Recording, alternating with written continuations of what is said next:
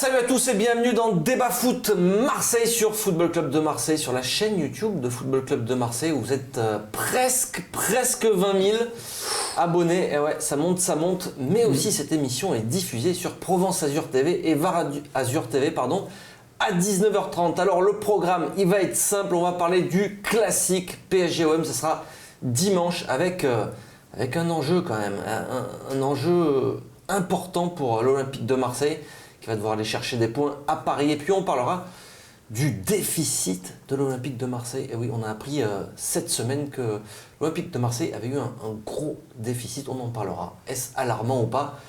Avec moi pour en parler, il est de retour. Thierry est avec nous. Ça va Thierry? Bonjour Benjamin, ça va très bien. Motivé pour ce match de dimanche? Motivé comme toujours. Ouais, ils ont peur, tu crois, là-haut?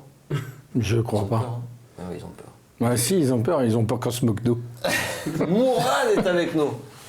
Bonjour. Adam est avec nous. De retour et avec un grand plaisir. De retour, de bonne humeur. Ah, et avec un film aussi. Avec un film à l'affiche, With the Animals, qui donc est sorti hier. Superbe film d'auteur américain, indépendant. Comme on les aime. Et je vais aussi faire une promesse, parce que je vois qu'il y avait l'histoire des 20 000 abonnés. Ouais. Si nous on fait 20 000 entrées, alors un jour je promets que je rachèterai l'OM. C'est pas fini. Mourad entraîneur, Nico directeur sportif. Ouais. Ben, directeur général délégué, Jean-Charles, responsable de la formation des jeunes, on sait que ça lui tient à cœur. C'est vrai, ouais. Et Titi, directeur de la communication. Ouh. On va prendre des bonnes petites coms là.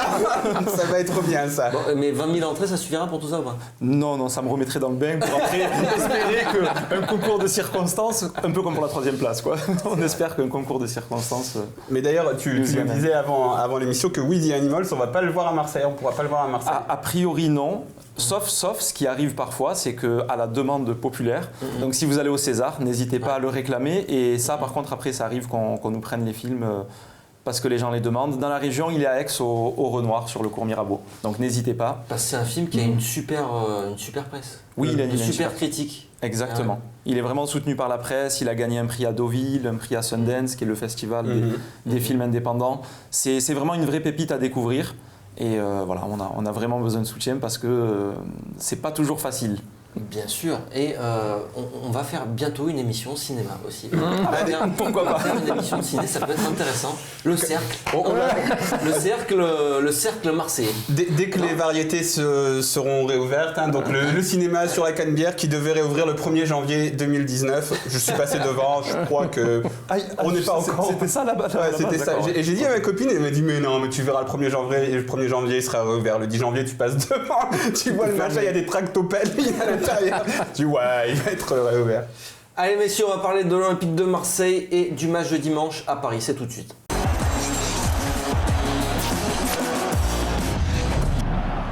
Et oui, donc l'Olympique de Marseille se déplace à Paris ce week-end, match de championnat important pour Marseille, important pour Paris, on en parlera aussi tout à l'heure. Par contre, l'OM va se déplacer encore une fois sans ses supporters à Paris. J'aimerais qu'on commence à parler de ça parce que on est habitué que l'OM, que les supporters ne puissent pas aller à Paris, ça date pas d'aujourd'hui. Par contre, les explications de la LFP, c'était quand même quelque chose là, cette semaine. Et ouais. Pourquoi? Parce que en fait, la LFP a eu peur que les supporters de l'OM se moquent des supporters parisiens et des Parisiens. Non, c'est ça. Ouais, c'est ça. Ouais. Non mais là on touche le fond là, non ça devient terrible comme explication. C'est n'importe quoi. C'est un motif, je sais pas où ils ont été chercher ce motif-là pour se décharger de la réception, enfin de l'organisation du parquage visiteur pour assumer la sécurité des Marseillais, mais je sais pas où ils ont peut-être pas dans Picsou, je sais pas, il y avait peut-être une bande dessinée, ils ont pris un, je sais pas. C'est là aussi où on voit que les mecs qui prennent ce genre de décision, ils sont complètement, enfin, ils sont pas en rapport avec les populations qu'ils ont sous leur juridiction, on va dire. En fait, ils comprennent pas. T'as l'impression que c'est des vieux mecs dans des bureaux qui se disent « Oh là là, il y a des insultes sur les réseaux sociaux !» Tu dis, mais ici, en fait, ils sont complètement déconnectés de la réalité du terrain. Et c'est un peu embêtant. Il y a une association nationale des supporters qui essaye de discuter avec les préfectures, avec ce genre de choses. Mais bon, après, là, ça touche à des domaines que je ne maîtrise pas. Mais tu sens bien que les pouvoirs publics, ils ont aucune compréhension de ce qu'est le football et que... Autre que, voilà, ça doit être un stade plein de consommateurs qui doivent gagner, qui doivent faire gagner de l'argent à leurs entreprises, et puis basta, c'est un peu... Qu'est-ce que t'en penses, toi, Adam? On touche le fond, là, tu te dis, avec ça... Déjà, complètement. En plus, on est un peu habitué, chaque année, c'est la même chose, et t'as l'impression que là, à la table de réunion, il y en a un qui a dit, ah, mais on a une bonne excuse cette année. D'habitude, on n'en donne pas. Des fois, on te dit juste, vous n'avez pas le droit d'y aller. Après, ce qui est encore plus dérangeant, c'est que c'est pas que contre Paris, maintenant. Il y a peut-être un quart des déplacements que tu peux plus faire, en fait. Et franchement, la frilosité, on va dire, des pouvoirs publics et tout ça, c'est trop. Ils sont pas capables de gérer quelques centaines de supporters qui vont à Lyon ou à Paris pour encourager une équipe. Mais ce qui est marrant, c'est que parfois, tu croises quand même plus de forces de l'ordre aux alentours des stades quand les mecs sont interdits de déplacement que quand on leur donne le droit de le chambrage, ça aurait pu faire dégénérer... Non, mais c'est des excuses, mais dans tous les cas, c'est parce qu'on se dit vaut mieux mettre nos 300 policiers là pour vérifier qu'il n'y a personne qui soit supporter de l'OM aux alentours. Bon. Allez, on passe au match. C'est un match, pas pour une fois, mais en tout cas, là, il y a un vrai enjeu sportif pour Marseille qui est surtout dans l'obligation d'aller chercher des points. Je ne sais pas si tu ressens ça comme ça. Ah complètement. Ouais. Une défaite, ça serait compliqué pour l'OM. Là tu as rattrapé des points, ça te mettrait un coup d'arrêt. Il ne faut pas simplement se dire et partir du principe que c'est Paris, là-bas, donc une défaite. Non, il faut vraiment jouer. À un moment donné, le foot, c'est un sport qui demande de l'impact, de l'engagement. Et là, il faut vraiment le mettre pour jouer, pour faire un résultat, quoi. Parce qu'au même moment, il y a Lyon qui va recevoir Montpellier. Tu peux être à 6 points dimanche soir de Lyon, si tu perds. Oui, ça remettrait fortement après tes chances de podium. Je pense pas. Non, tu penses pas? Non. Tu penses qu'il reste suffisamment de points derrière à aller chercher? 6 points, c'est beaucoup quand même. Non, puisqu'on reçoit Lyon. Donc, en admettant qu'on les batte. D'accord, mais il faut être à 2 points à ce moment-là pour... Mais après, il y a encore des gros matchs. Hein, pour Lyon et pour Lille aussi. Donc selon toi, l'OM n'est pas dans l'obligation d'aller prendre au moins un point à Paris? Pour moi, si on prend un point, ça serait la cerise sur le gâteau, ça serait la belle surprise. Après, je pense pas que le staff marseillais a compté 3 points dans le déplacement de Paris. Hein. Ouais, peut-être pas au début de saison, Mourad, mais aujourd'hui. Mais non, mais tu comptes pas 3 points quand tu vas à Paris et que tu les as pas battus depuis 2011. Non, tu les comptes pas, mais il faut y aller là vraiment pour ça. Mais bien sûr, mais après, Rudy Garcia va te dire on y va toujours pour ça. Je pense pas que les mecs ils se disent on y va en victime expiatoire. Je pense pas que ce soit le truc. Après, on avait dit qu'il fallait pratiquement faire un exploit pour aller chercher la Ligue des Champions, qu'il fallait faire un quasi sans faute. Et grosso modo, dans ce quasi sans faute, on comptait quand même une défaite. Donc logiquement, on se dit que c'est le moment où cette défaite serait le plus compréhensible et ressemblerait le moins à un gros impair de ta part. Donc c'est pas le moment, c'est pas un endroit où tu dois aller prendre des points. Après, par contre, le match face à Lyon, ce sera un moment où il faudra prendre des points. En fait, le but, c'est d'être à portée de tir de Lyon. Il faut être à 2 points où ils viennent, ou à 3 points avec une meilleure différence de but, ce qui est mal parti, mais ça peut encore arriver. Parce que si tu refais un peu ton retard, tout ça. Là, contre Paris, c'est avant tout une histoire symbolique, c'est une histoire d'honorer tes supporters en ramenant un bon résultat. Moi, je suis pas d'accord, pas cette année. Ça, c'est généralement, c'est ça. Mais au début de la saison, tu te dis c'est ça. Mais là, aujourd'hui, dans la situation où l'OM se trouve, où tu dois gagner tous tes matchs, mais si tu perds à Paris, mais que derrière tu fais pratiquement un sans faute il restera combien de journées? Donc 8 ou 7 ou 8 9. Non, parce que là il en reste 9, il me semble, non? Non, 10, il reste. Il restera 8 journées derrière. 8. Donc si sur les 8 derniers matchs, après tu fais 8 victoires, mais que tu perds à Paris, c'est ça qui est important, c'est d'aller chercher la Ligue des Champions. Après, je dis pas qu'il faut y aller en perdant parce que c'est un match important. Ouais, mais 6 points, si t'as 6 points, mais 6 points, c'est mort. Mais putain, Ben. Ah non, c'est pas mort. Jamais tu apprends. 6 points, c'est mort. Non. Et on était à combien de points de Lyon, nous? On avait 7 points à un moment d'avance sur Lyon l'an dernier. Et Lyon, ils sont venus nous taper et Lyon, ils sont repassés devant. Non, mais ils ont fait quoi? Ils ont fait 10 victoires en 12 matchs. Et Lyon, ils ont fait quoi avant ça? Ils ont battu Paris et ils ont sorti des mugs. Et ça leur a réussi. Paris, c'est symbolique. Maintenant, c'est symbolique parce que Paris, c'est plus un club français comme un autre. Donc, c'est devenu un match symbolique. Et pour l'Olympique de Marseille, le plus grand club français qui a gagné la Ligue des Champions, qui ne se fait pas sortir en 8e de finale, c'est aussi une histoire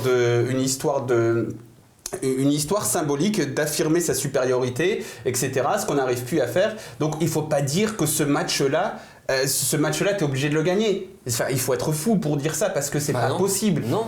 C'est pas possible. C'est pas possible. Je le dis parce que là, on est dans une configuration particulière. Je dis pas qu'il faut aller gagner, mais en tout cas, ramener au moins un point. C'est dans l'obligation de battre Lyon chez toi et de faire un sans faute derrière. Mais Lyon, s'ils sont à 4 points, tu seras pas dans l'obligation de les gagner. S'ils sont à 4 points. Et ben nous, ils viennent chez nous, ils sont à 5 points. Ils reviennent à 2 points et après ils viennent chez nous, ils restent derrière, il reste 10 matchs. Là, quand on va les jouer, il n'en restait pas 10 matchs, il en restait bien sûr 10 matchs, non. Il n'en restait pas 10, je crois que c'était 8, parce qu'il me semblait. Bien sûr, si on gagnait, on avait au 8 moins points 8 matchs. d'avance. Mais derrière, il faut un sans faute. Mais tu vas battre Paris, que tu n'as plus battu depuis 2012, obligation, non. Alors justement, c'est fortement souhaité, tu n'as plus battu depuis 2012, en plus de ça, depuis 2011 Adam, même, je crois. est-ce que on n'est pas dans une position aujourd'hui où Paris, pour une fois, va être sous pression par rapport à son élimination en Coupe d'Europe. Ça se passe plutôt très mal avec leurs supporters. Et là, il y aura une pression négative pour une fois. Il y aura une pression négative, mais tu as aussi, je pense, chez eux, certains joueurs qui peuvent supporter la pression et qui vont être surdynamités. Je ne pense pas qu'en fait, on va avoir un Paris fragile face à Marseille. Je pense qu'on va avoir un Paris qui, si tu vas les chercher et que tu les fais douter, ils peuvent rentrer dans le doute, mais si tu les laisses jouer, je pense qu'ils vont être survoltés ensuite. Parce qu'ils ont vraiment de quoi. C'est le dernier match en jeu pour eux de l'année, honnêtement. Ouais. C'est le dernier qu'ils ont. Mais il n'y a plus d'enjeu même. Non, mais c'est un enjeu symbolique pour eux, parce que ça reste Marseille. Pour le coup, c'est symbolique. Ils se lancent dans les déclarations. Il faut qu'ils se rattrapent. Et comme tu disais, si à un moment donné ils se mettent à douter, le public peut aussi, pour une fois, se retourner contre eux. Un peu comme on a eu à Marseille un moment récemment. Voilà, donc tout ça peut jouer. À nous de mettre les ingrédients pour les faire douter. Mais ça veut dire qu'il faut aller jouer. En fait, voilà, c'est qu'il faut y aller avec un état d'esprit où tu vas pour faire un résultat. Si chez les joueurs, il y a ce côté un peu, oui, c'est Paris, c'est plus fort, si on perd, c'est pas grave. Si les joueurs pensent comme ça, c'est fini. Voilà, parce que moi je dis pas qu'il faut compter une défaite. Moi j'espère qu'ils vont ramener quelque chose de ce déplacement. Mais après de dire que c'est une obligation d'aller battre Paris, en fait c'est pas réaliste de dire c'est une obligation. C'est comme de dire c'est une obligation pour moi de devenir millionnaire je dis c'est une obligation. Ce serait mieux pour mes comptes quoi. Si tu veux aller chercher le podium et que Lyon a gagné la veille. En fait, il joue la veille ou il joue à 14h30. À 14h30. Et Lyon, donc après, c'est ce qui veut dire, c'est que tu veux dire que. Je veux dire qu'ils te mettent à 6 points et que 6 points. D'accord, ils se mettent à 6 points et que Lyon gagne 8 matchs derrière. Et que Lyon, ils gagnent tous leurs matchs derrière et que tu grappilles aucun point sur eux. En fait, le truc, c'est qu'il faut faire un quasi. Depuis, on l'a dit il y a 2 ou 3 semaines, il faut faire un quasi sans faute. Ouais. Donc là, c'est l'endroit où la faute est la plus compréhensible. Ou alors tu fais un match nul, ils te remettent à 5 points, mais si tu vas leur regrappiller des points. Lyon, c'est une équipe qui est irrégulière, qui va perdre des points. Plus tu avanceras, moins. Et puis dans tous les cas, ce serait même si après ça se passe à cause d'une défaite à Paris ou d'un match nul à Paris. En fait, si tu gagnes à Paris, c'est un exploit et il est souhaitable et ce serait extraordinaire et j'espère que les joueurs vont rentrer avec cet état d'esprit qui vont amener quelque chose. Après, si tu es réaliste, tu te dis voilà, ça va être très difficile. La Ligue des Champions, elle sera toujours atteignable parce qu'il faut voir plus loin et qu'on l'a dit il y a quelques temps, il faudrait faire quelque chose comme sur les 11 derniers matchs, je crois que c'était à l'époque, on avait dit il faut faire genre 9 victoires et un nul, une défaite. Voilà, quelque chose de ce genre-là. Donc là, c'est le moment où le Joker, même si Mandanda a dit nos Jokers, on les a tous grillés, si tu as un Joker, c'est peut-être à cet endroit-là. C'est peut-être à cet endroit-là. Point. Après, le truc, c'est qu'on demande à nos joueurs d'arrêter de faire le FC Déclaration. C'est pas pour que les suiveurs de l'Olympique de Marseille se lancent dans le FC Déclaration en disant on est obligé d'aller gagner là-bas. Parce que tu vois, c'est pas possible. C'est pas possible, c'est pas réaliste. D'ailleurs, on a appris cette semaine que les joueurs de l'Olympique de Marseille n'avaient pas le droit de s'exprimer. Mais c'est bien. Dans les médias. Pourquoi ? Tu trouves ça bien, toi ? Oui, comme ça, il n'y a pas de mauvaises déclarations et les joueurs parisiens ne pourront pas se servir des déclarations des Marseillais. Parce que les dernières années, à chaque fois, ils avaient pris les déclarations des Marseillais pour se motiver.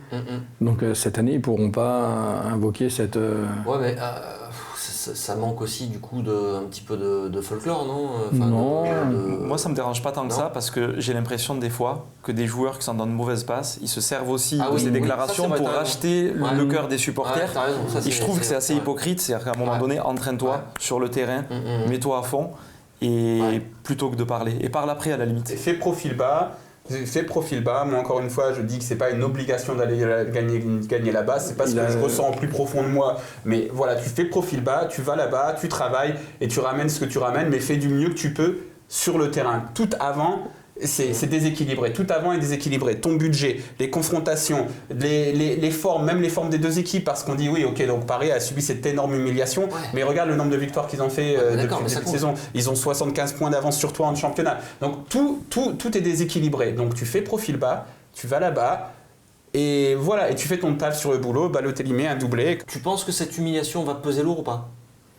C'est possible. Après, le mardi, quand ils ont joué contre Dijon, ils ont montré un niveau de jeu extraordinaire. Ils en ont mis 4 quand même. Ils en ont mis 4, mais bon, c'est Dijon, quoi. Ah, nous, on a galéré à amener la victoire de là-bas, quand même. Mais oui, je suis d'accord, mais... on était dans une autre forme. L'OM, c'est pas Dijon, c'est pas Valenciennes? Non. Mais c'est pas Riron. Après, il y a un autre truc. En fait, on a enregistré un podcast avec Damien Dold, qui est de Libération d'ailleurs, qui est un supporter parisien, qui devrait être disponible demain sur Football Club de Marseille et qui nous disait en fait non, parce qu'on vous en foutez maintenant du match les supporters parisiens, vous en foutez du match de l'OM. Il disait non, parce que en fait, si on perd ce match-là, je vais me faire chambrer par tous mes collègues supporters marseillais, parce qu'en région parisienne il y en a plein, et donc c'est une question d'honneur. Et en fait, cette humiliation. Et en fait, ce match, si on le gagne pas aussi depuis super longtemps, parce que là, dans les commentaires de la chaîne YouTube, il y a des mecs qui disent « Oh machin, vous dites toujours que c'est un problème de budget !» C'est sûr et certain qu'il y a des Parisiens qui vont venir dire « Vous les Marseillais, vous faites les pleureuses, Guingamp nous a battus, tout ça. » En fait, le truc, c'est que Guingamp PSG, c'est pas OM PSG. Le match du PSG, t'as Nasser, t'as l'état-major du club qui dit « Ce match-là, c'est la manière pour nous de se rattacher à notre histoire. » Donc là, l'histoire du club, entre guillemets, tu l'as bafoué, tu t'es fait humilier. Donc là, tu as ce match-là derrière pour te racheter. Ce ne sera pas suffisant, mais au moins... C'est double tranchant, parce que les Parisiens, quand ils ont une pression un peu forte, négative en Ligue des Champions, en Ligue des Champions, pas en Ligue 1. Mais c'est pour ça qu'il faut qu'on soit capable de mettre cette pression sur le terrain. Parce que je vous rappelle que Manchester, c'est l'équipe bleue avec des mecs de 17 ans, quoi. Comment il s'appelait Donc pourquoi Manchester peut arriver à faire ce match et pourquoi l'OM n'y arriverait pas? C'est possible qu'on le fasse. Question d'état d'esprit. Si Garcia arrive à les booster suffisamment pour que vraiment ils soient au taquet, qu'ils en fassent une question d'honneur, quelque part, le message que tu as envie de leur dire, c'est rendez-nous notre fierté. Franchement, on se fait humilier depuis des années sur ce match-là. Si les joueurs sont à bloc et qu'ils sont dans un bon jour en plus, il ne suffit pas d'avoir que la motivation et qu'ils fassent un bon match. Après, tu as un point qui, j'espère, changera un petit peu la donne tactiquement.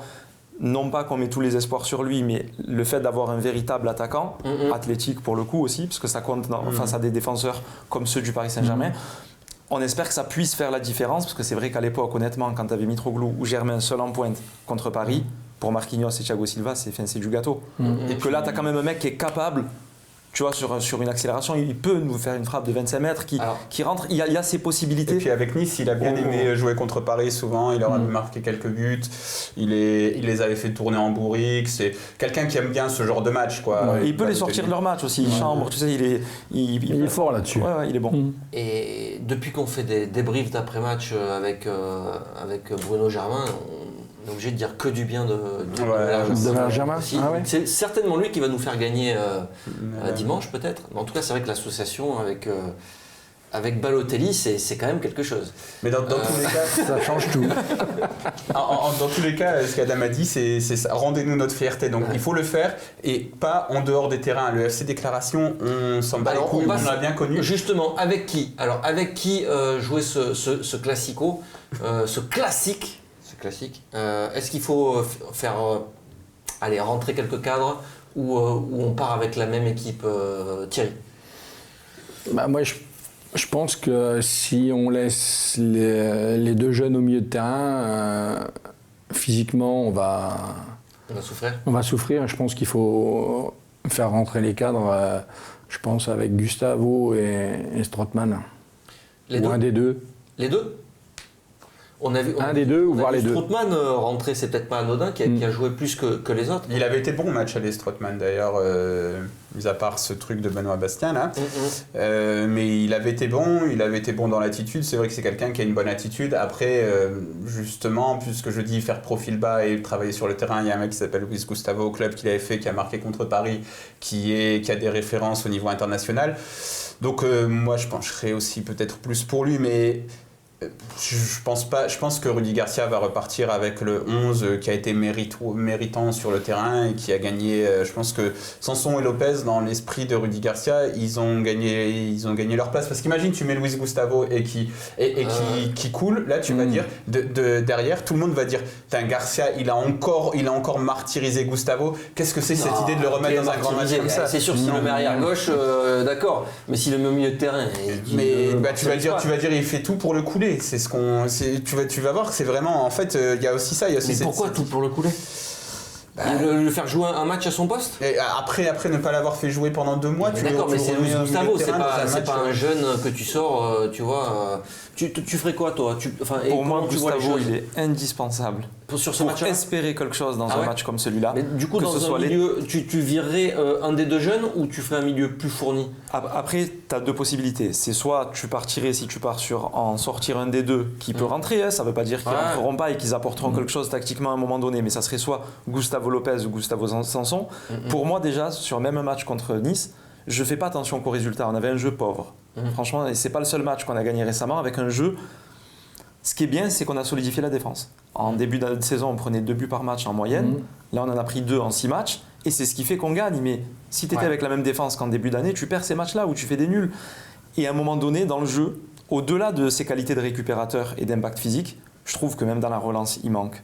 Dans des positionnements, dans les solutions aussi qu'il apporte. Et Lopez apporte énormément. Là, avec Sanson, ça fonctionnait. Moi, je mettrais Gustavo Lopez au départ. Et Sanson, qui peut tactiquement jouer à des postes parfois un peu différents, je le garderais comme un joker pour le faire rentrer selon la physionomie du match, tu vois, et selon comment tu pars. Parce que peut-être qu'il va partir avec une défense à 3. Mettre Sakai. Parce que là, c'est possible. On est avec un Garcia qui, jusqu'à présent, dans les gros matchs, à chaque fois, il tente un truc, tu vois. Il peut te sortir une défense. Il a arrêté depuis le 6-1 contre Monaco parce qu'il a vu que ça fonctionnait pas trop. La défense à 3, il l'a fait cette année. C'est pas arrêté à Monaco. Hein. Non, c'était pas dans les gros matchs, c'était parce qu'il galérait et qu'il enchaînait les défaites. Moi, à Paris, j'irai en 3-5-2. Il s'est dit, il faut changer quelque chose. Il a essayé le 3-5-2 dans des matchs à la Lazio, à Saint-Etienne aussi, je me souviens. Enfin, c'est pas spécialement les gros matchs parce qu'à la base, Garcia, quand il arrive, dans les gros matchs, il tentait des coups tactiques. Il s'est foiré à chaque fois. Après, il a arrêté de tenter des coups tactiques. Il était sur son 4-2-3-1, ça bouge plus. Après son 4-2-3-1, il a coulé. Il a tenté des coups tactiques, mais pas spécialement dans les gros matchs. Et là, il a trouvé 4-4-2 qui fonctionne avec des joueurs à des postes. À mon avis, c'est comme le 4-2-3-1, ça va pas trop bouger. Toi, Thierry, tu repartirais avec encore un système différent ? Tu prendrais ce risque-là parce que c'est Paris en face ? Parce que c'est Paris en face et que si on y va en 4-4-2, qu'on y va pour jouer, on va prendre un set de tennis, quoi. Et j'irais en 3-5-2, que Paris n'aime pas les blocs bas, comme nous, on n'aime pas les blocs bas. Et je jouerais à 3 derrière, enfin à 5, 3-5-2.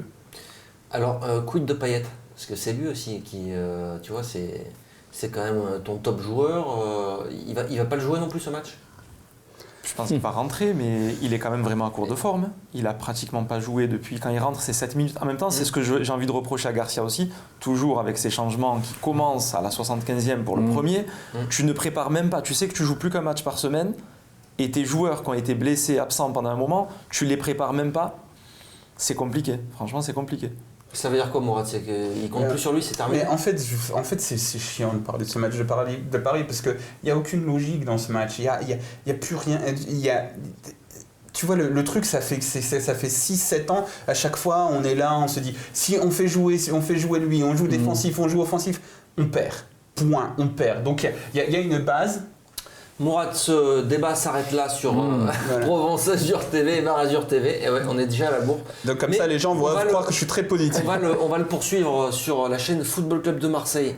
C'est sur YouTube. Ouais. Et aussi sur le site footballclubdemarseille.fr. Allez, à tout de suite.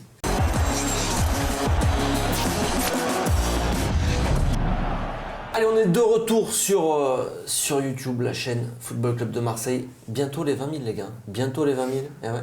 Il reste une petite centaine d'abonnés à prendre et les cadeaux tomberont. Et ouais, on a promis plein de cadeaux. J'en parlerai en fin d'émission. Allez, on poursuit le débat sur ce match. Tu en étais où, Mourad?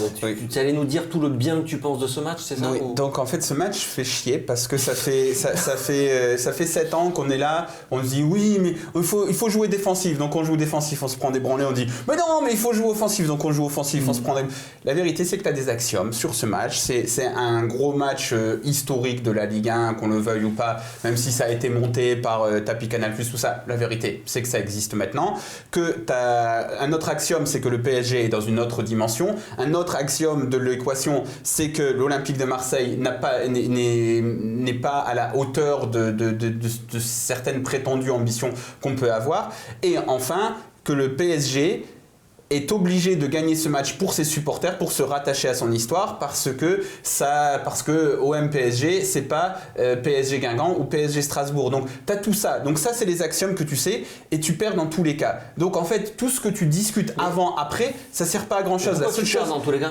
Vas-y, la seule chose, c'est quoi là? La seule chose que l'on peut faire, c'est espérer. On sait qu'il y a des choses qui sont négatives, comme le fait de trop parler avant les matchs, parce que de 1, voilà, t'es inférieur, point. Sur le talent, t'es inférieur, de dire l'argent, vous avez l'argent, nous on a le talent, ça c'est de la merde. Ça, il faut pas le dire. Il faut pas dire on a envie de les tuer, on a envie de les...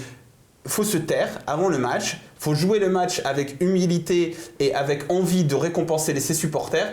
Et après, il faut espérer que nos joueurs soient au niveau. Et s'ils arrivent à retirer quelque chose de ce match-là, eh ben, ce sera vraiment, il faudra leur tirer un grand chapeau. Et voilà. Mais après, il faut arrêter de parler de ce match comme c'est pas normal. C'est pas normal ce qui se passe. Mais on est dans cette situation et Paris doit gagner ce match pour ses supporters. Il faut bien se mettre ça en tête. Tu dis c'est pas normal, c'est quoi qui est pas normal? Mais c'est pas normal qu'il y ait une telle différence, de budget. Mais voilà, c'est la situation. Une différence de budget? Non, c'est pas ça. Ce qui est pas normal, Adam, c'est que l'OM soit à 25 points de Paris, que tu sois incapable de gagner un match depuis 6 ou 7 ans avec le budget que tu as. C'est ça qui est pas normal. Oui, parce que déjà on n'a pas un budget ridicule. Et deuxièmement, ce qu'on a souvent tendance à oublier, c'est qu'il y a 2 ans, Monaco a gagné les championnats. Et comment ils ont fait, c'est qu'ils ont été capables de rivaliser contre Paris sur les matchs confrontation directe, mais surtout qu'ils ont gagné tous les petits. Et Garcia qui aime bien dire toujours, si on gagne tous les petits, on ira loin. Monaco l'a vraiment fait. Et ils ont fini champion de France, alors que Paris avait eu plus de points que l'année d'avant où ils étaient champions. Donc ça prouve que si tu es capable de tenir une confrontation et d'être très régulier sur une saison, tu peux au moins ne pas être à 25 points. Parce que les joueurs, moi je veux bien qu'on les entende pas. De toute façon, les joueurs, c'est pas grave, mais les dirigeants, moi j'aimerais bien les entendre. Les mêmes dirigeants qui nous ont dit en arrivant, le PSG va devoir avoir peur de l'Olympique de Marseille. Tu es en train de leur reprocher d'avoir ouvert leur gueule. Qui la ferme et qui travaille, derrière. Je veux qu'ils nous expliquent pourquoi aujourd'hui on est encore plus loin que quand ils sont arrivés. Mais c'est pas sur ce match PSG-OM qui cristallise toute une attention médiatique. Ce qui est problématique, c'est que le projet n'est pas là où on pensait qu'il allait être. Ça, on en a discuté des milliards de fois, on leur a reproché des milliards de fois, on n'est toujours pas convaincu par leur communication, on l'a dit des milliards de fois. Et là, tu dis, non mais avant PSG-OM qui ouvrent encore leur gueule, qui disent machin, on va faire le match du cœur ou des conneries comme ça, c'est bon. Pas ça. Effectivement, il faudra qu'ils s'expliquent peut-être en fin de saison, faire le bilan. Bon, on l'a déjà dit. On conclut là-dessus sur ce match. Vous voulez rajouter quelque chose? Le match du cœur, le match. Alors on passe au petit débat et on va parler justement voilà, on va parler d'argent. Monnaie. C'est ça le nerf de la guerre. Voilà pourquoi on perd contre Paris. Parce que eux ils ont l'argent. Et nous on a le cœur. Mais nous on a le cœur. Je peux la faire celle-là ou pas? Hein? Non mais c'est Allez, vraiment c'est le fatigant. petit débat.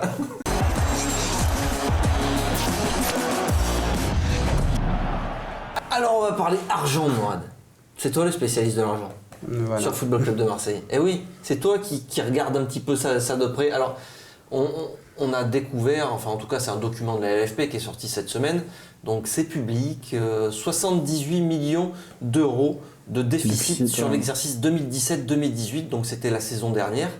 Mourad, est-ce que c'est alarmant? Voilà, c'est la première question que j'ai envie de te poser déjà. Donc on peut pas, on reproche plein de trucs à la com de Macour, de Héros. Ça, ils l'ont dit, on va être en déficit pendant 2 ans et demi, 3 ans. Donc voilà, on est en déficit pendant 2 ans et demi, 3 ans. C'était prévisible, on le savait, donc on va pas dire que c'est alarmant. Après, il y a d'autres choses, qui sont importantes à dire, c'est le fair play financier. Donc déjà, par rapport au déficit que tu accumules, par rapport au report à nouveau que tu accumules, tu as récupéré le club avec un report à nouveau de 40 millions d'euros, tu as eu une première saison pas complète où tu as eu un autre report à nouveau de 42 millions d'euros, ce qui faisait déjà 80 millions. Et donc là, tu as un nouveau report à nouveau de 78 millions d'euros qui va faire monter le tout aux alentours de 150 millions d'euros. Donc c'est beaucoup, en sachant que le fair play financier, logiquement, te limite à avoir sur les 3 dernières années un report à nouveau maximum de 30 millions d'euros, voire 60 millions d'euros en cas de nouveau propriétaire. Donc là, tu as explosé le plafond. T'as explosé le truc. Après, on sait très bien que le fair play financier, ils ont puni personne quasiment jusqu'à présent. Si, ils ont puni des clubs comme Galatasaray, le Milan, mais le Milan a fait appel du truc, le truc est dégagé parce que c'est le fair play financier, voilà. Donc ils ont aussi puni des gens et les clubs, après, quand on pense en ça, on pense souvent que Manchester City, PSG, qui ont des propriétaires qui mettent de l'argent à tout va, ne sont pas punis. Mais nous, on n'a pas l'influence diplomatique du PSG ni de Manchester City et des pays qui sont derrière. Donc, il faut aussi qu'on se dise ça. Donc ça, c'est là où c'est problématique. En fait, ce déficit, il est juste problématique par rapport à ça. L'an dernier, Jacques-Henri Hérault avait réussi, avec ses équipes, à négocier, d'avoir un simple blâme et une petite amende du fair play financier pour dire « bon, ça va, on vous laisse passer ». Ce qui, encore une fois, n'était pas logique parce que le fair play financier a des règles et si tu dépasses ces règles, tu dois être puni. Bah, là, en fait, tu dois avoir soit un accord de règlement, soit un accord, je ne sais plus comment il s'appelle le deuxième, mais logiquement, tu devais rentrer dans un accord de règlement. Tu n'es pas rentré dedans, on t'a juste mis un petit blâme. Bon, ok, bah, franchement, j'ai décortiqué les règles, ça n'existait pas. Mais ils l'ont créé, bon, bah, très bien. Parce que nouveau propriétaire, tout ça. Donc maintenant... Comment ils vont faire? Parce qu'ils ont encore des discussions à l'heure actuelle avec le fair play financier. Le fair play financier est largement en possession de ces éléments-là. Donc il va y avoir un accord de règlement très certainement. Ce qui veut dire qu'on va dire à l'Olympique de Marseille, on va mettre une amende, on va mettre des limitations au niveau des joueurs inscrits en Europe. Donc ça va compliquer un peu la tâche, mais ça ils le savaient. Donc après, il n'y a rien d'alarmant sur le fait qu'ils avaient prévenu. Ils avaient prévenu que ça allait être ça et que le contexte actuel du football est celui-ci. Tu ne peux pas investir à argent perdu. Donc il n'y a rien d'alarmant. Ce qui est alarmant, c'est la saison prochaine si tu n'as pas de Ligue des Champions. Et ouais, ça t'inquiète ça? Parce que, effectivement, s'il n'y a pas de Ligue des Champions, là, le trou, tu ne pourras pas le combler avec des nouvelles recettes. Et le plan de l'Olympique de Marseille, c'était d'arriver cette année en Ligue des Champions pour commencer à freiner un petit peu, en tout cas à combler ce trou-là. Ah oui, c'est sûr qu'avec l'Europa League, tu ne vas pas pouvoir combler une grosse partie. Tu n'auras pratiquement pas de recettes comparé à la Ligue des Champions. Forcément, c'est gênant parce que les conséquences, nous, qui nous inquiètent surtout au-delà de la gestion financière, quelque part, c'est leur problème. C'est la répercussion. Nous, ce qu'on veut, c'est des résultats sur le terrain et, comme on dit, retrouver notre fierté. Et ça, à un moment donné, ce qu'on craint, c'est des ventes de joueurs, en plus peut-être bradées par rapport à ce qu'on espérait en tirer si il devait partir, parce que ça c'est assez inquiétant. Alors justement, l'Olympique de Marseille a réagi par rapport à ce document. Ils ont vite réagi d'ailleurs. Et ils ont parlé de ça, du trading de joueurs. Et ils ont répété que ce n'était pas du tout dans leurs intentions et que le projet de l'Olympique de Marseille, c'était pas ça, c'était pas de faire de trading de joueurs. Et après, moi je vois pas comment c'est possible. Quelque part, ça sera là, je pense, un test aussi de la capacité des dirigeants à négocier avec les instances, parce que tu attends aussi ça de tes dirigeants, surtout de Hérault qui est un peu le gars entreprise, etc. Donc là, il faut que tu prouves que tu sois capable, entre guillemets, politiquement, dans le monde du football, de te faire une place et de te faire respecter. Et après, ça sera un test charnière aussi sur quel est le projet. Là, on va arriver, si on n'a pas la Ligue des Champions, à une mini-crise financière. Comment ils vont la gérer? Est-ce que les déclarations qu'ils font maintenant, c'est pour apaiser? Parce qu'on ressort à peine d'un contexte de crise. Peut-être que c'est encore de la com. pour nous calmer un petit peu maintenant. S'il n'y a pas la qualification en Ligue des Champions à la fin de la saison, ça t'inquiète toi en tant que supporter de te dire que ce projet il risque d'être redimensionné? C'est très inquiétant et que ce qui m'inquiète le plus, c'est que si on n'y va pas, ça va être un désastre industriel et qu'on va mettre au moins un minimum 5 ans à reconstruire un effectif pour remonter, essayer de finir sur le podium. Parce que ça dépend, il y a d'autres trucs, tu vois, il y a toujours un contexte global. Actuellement, en fait, le contexte global du football français est très difficile parce que tu as une place réellement en Ligue des Champions. Parce que depuis là, Monaco et pour la première fois depuis la remontée, depuis qu'ils ont été rachetés par les Russes, parce qu'on parle toujours de Paris et des Qataris, mais Monaco, quand ils arrivent dans le foot français, ils te sortent Falcao, Moutinho, même après leurs jeunes, ils sont très bons, ils avaient un projet très ambitieux. Donc sur les 5 ou 6 années où ils sont là depuis leur remontée, ils étaient 5 ou 6 années sur le podium. Tu avais Paris, tu avais Monaco, après il te restait une place en Ligue des Champions. Donc déjà, c'était un contexte difficile. Après, l'Olympique de Marseille a beaucoup parlé en disant on va y arriver, on sait exactement ce qu'on fait et tout. Donc ça, c'est à leur reprocher, très bien. Par contre, au niveau financier, en effet, ils ont fait des très gros efforts. C'est pour ça que j'ai pris mon ordinateur. Il y a un très bon dossier sur Football Club de Marseille qui récapitule les investissements de Franck McCourt. Franck McCourt, il est pas loin d'avoir mis 300 millions d'euros dans le club. À l'époque où j'avais écrit cet article, donc c'était... là-dessus, on est d'accord, l'argent, il l'a mis. Il a mis... Donc déjà, parce qu'il y a un autre truc qu'on oublie tout le temps, parce qu'on dit le club a coûté 40 millions à McCourt. Non, il a coûté 120 millions d'euros. C'est important parce qu'en fait, il y avait des dettes dans Eric Soccer qui étaient assez importantes. Et McCourt a rajouté 80 millions d'euros dans Eric Soccer pour justement époncher toutes ses dettes. Il a ensuite mis 98 millions d'euros dans l'OM pour acheter des joueurs. Il a ensuite, en septembre 2018, rajouté 72 millions d'euros encore dans le capital de l'OM. Donc au total, au moment où j'avais terminé ce dossier, en me basant que sur des documents officiels et des chiffres confirmés d'ailleurs par Jacques-Henri Hérault en conférence de presse, Franck McCourt avait investi 250 millions d'euros dans l'Olympique de Marseille. On rajoute à ça 30 millions d'euros avec une nouvelle augmentation de capital qui a eu lieu entre-temps. Donc ça, j'ai pas toutes les informations dessus, mais il y avait en effet des documents en grève du tribunal qui disaient qu'il y avait 30 millions supplémentaires. Donc on arrive à 280 millions d'euros, ce qui est énorme. Et donc McCourt, je pense pas qu'il va investir beaucoup plus. Après, par contre, ces 280 millions d'euros, ce qu'il faut bien comprendre, c'est que ces Américains, ils sont pas là que pour le football. Et ces 280 millions d'euros, ils servent donc à remettre une structure à flot. D'ailleurs, c'est ce que dit aussi Baptiste Vupré, donc le directeur administratif dans la Provence aujourd'hui. Donc tu remets une structure à flot et en même temps, tu récupères l'exploitation du vélodrome, t'es pas loin de récupérer le parc Chano, tu commences à avoir un peu d'importance dans la région au niveau aussi... Mais là on parle pas de recettes supplémentaires pour le club. En fait, ces recettes financières, ces recettes supplémentaires, elles doivent venir du stade. Donc après, il y a des questions à se poser. Aussi un peu du peut-être aussi. Après, il y a des questions à se poser pour les supporters. À quoi ça va ressembler le stade ? À quoi va ressembler le stade ? Est-ce que les prix vont augmenter ? Comment ils vont augmenter ? Parce que là, on voit dans ce document de la LFP qu'au niveau par exemple des rentrées stades, c'est vraiment ridicule ce que l'OM fait par rapport au PSG. J'avais fait aussi un dossier là-dessus il y a un peu plus d'1 an maintenant, en disant qu'au niveau des loges, l'Olympique de Marseille est ridicule. Et donc si tu doubles ça par exemple, ça fait des rentrées supplémentaires. Après, avoir le stade, c'est aussi des dépenses supplémentaires. Donc en fait, t'es lancé dans un projet qui est bien plus global que le sportif. Là-dessus, ce projet, il est bien lancé, parce que tu as mis 300 millions pour lancer un truc qui a aussi servi à acheter des joueurs, même si ton club a des déficits récurrents.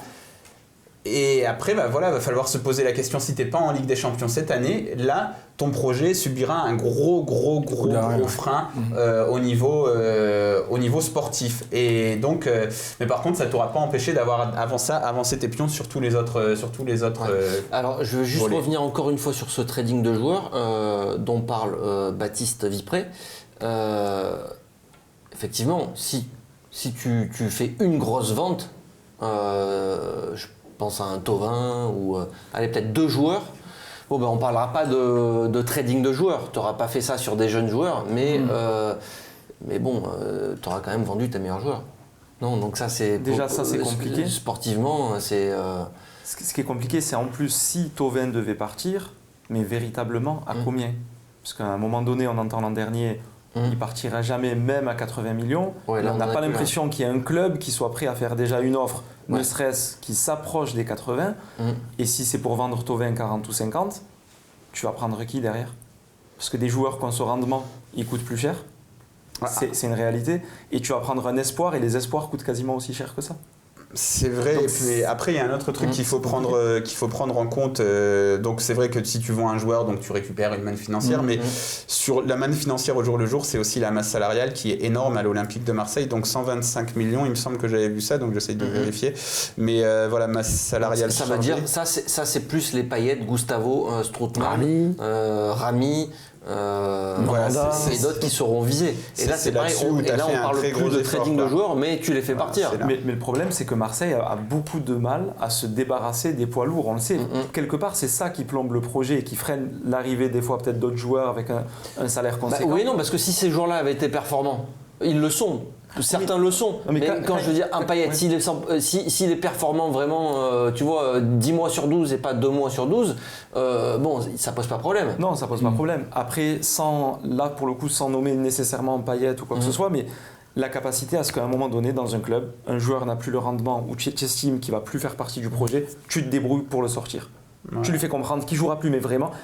C'est différent pour Abdenour. Non, mais tu vas me dire Abdenour, il est venu en vacances. Non, mais voilà, Abdenour, j'ai anticipé. T'as bien anticipé, bravo. J'ai senti, non, mais Abdenour, lui, il a même plus d'ambition de carrière en fait. Parce que pour qu'à 28 ans, tu sois prêt à ne plus jouer. Moi, je veux pas qu'on croie que je m'acharne sur Payet, mais c'est pareil. Lui, avec le salaire qu'il a, qu'est-ce que tu veux qu'il change de club? Non, mais jamais il partira. Par contre, mais s'il est plus performant. En fait, par contre, c'est vrai que ça c'est intéressant parce que c'est une vision, c'est un peu la vision de ces nouveaux dirigeants. Ils se disent, à la base, on achète des joueurs expérimentés maintenant pour nous ramener en Ligue des Champions rapidement. Ouais, c'est ça. Donc le calcul, il est pas con à la base. Est-ce qu'il est pas con? Ça, c'est une autre question. Parce que regarde les projets qui t'ont dépassé ces 6-7 dernières années. Monaco, bon, ok, ils ont pris quand même des gros joueurs à la base, mais est-ce qu'ils en ont pris autant? Est-ce qu'ils n'ont pas aussi... Est-ce que c'est pas la jeunesse qui a pris le pouvoir dans le foot mondial? Après, il y a comment t'intègres la jeunesse dans l'Olympique de Marseille. Donc, t'as beaucoup de choses qui entrent en jeu. Mais en fait, c'est vrai que si tes gros joueurs, si ton pari, si ton calcul initial, c'est je prends des gros joueurs au niveau salarial, au niveau de l'expérience pour me ramener en Ligue des Champions, s'ils ne te ramènent pas en Ligue des Champions, c'est vrai que là, tu seras sur un constat d'échec et donc en tout cas, il va falloir repenser ton projet comme tu l'as imaginé au début. Allez, impeccable, on termine là-dessus, on en reparlera, de toute façon on aura le temps d'en reparler de tout ça d'ici la fin de la saison. Merci Adam, merci Mourad, merci Thierry. Tu nous rappelles le nom de ton film qui est The Animals, nous les animaux. Parce que parfois quand on le dit comme ça en anglais, on ne sait pas trop. Oui, The Animals. Dans l'OM Champions Project, oui, évidemment, c'est vrai. Voilà. Et donc ça se passe à Aix si on veut le voir ici. Et mettez la pression au César aussi. On va mettre la pression au César. Allez, merci à tous. Prochain débat foot Marseille, ce sera lundi. Ciao, ciao. Ciao.